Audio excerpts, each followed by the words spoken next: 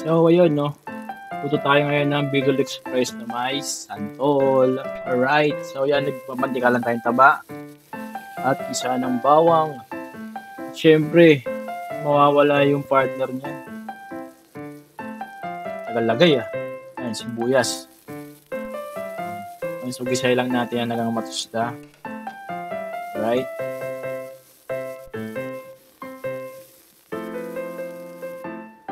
So, lagyan na natin yung karne.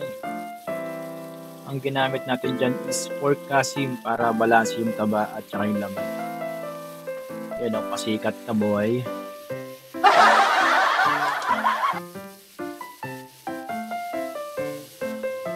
Naglagay tayo ng asin tsaka paminta. Yung paminta dyan na yan, wasak. Wasak na wasak.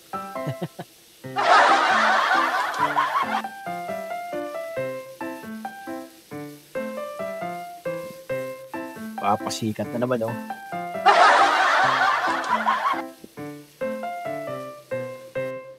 Ayun, so nagpapalambot, tamang kape lang. Hintayin lang natin. So yun, naglagay ako ng tubig dyan kasi hindi po masyadong malambot yung karne natin. Konti lang naman. At yun, once na nagmantika na, syempre lagyan na natin alamang.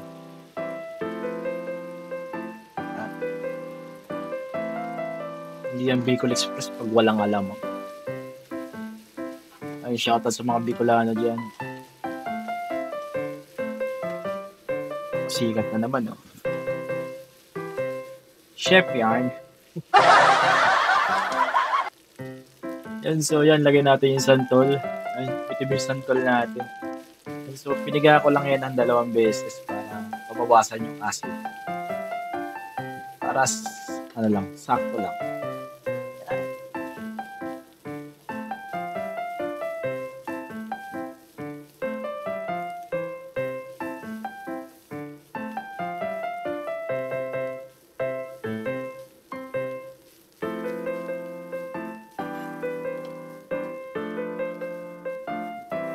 Sikat. Sikat yun!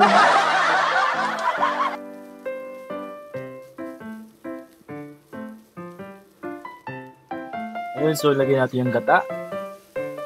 Kailangan may gata. Yan ay kilala yung Bicolanos. Wordplay. Bicolanos. Inulit pa nga. So yun, lagay natin yung paborito natin, sili.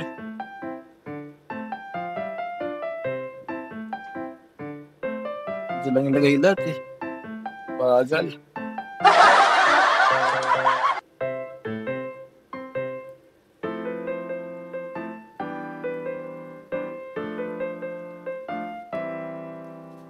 So, naglagay tayo ng konting magic syrup, pampalasa.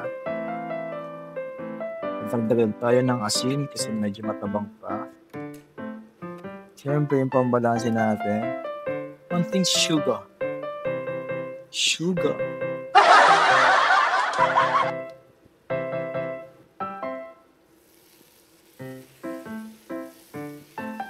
So, halulog lang natin. Parang magkaisa sila. Magkaisa yung lasa.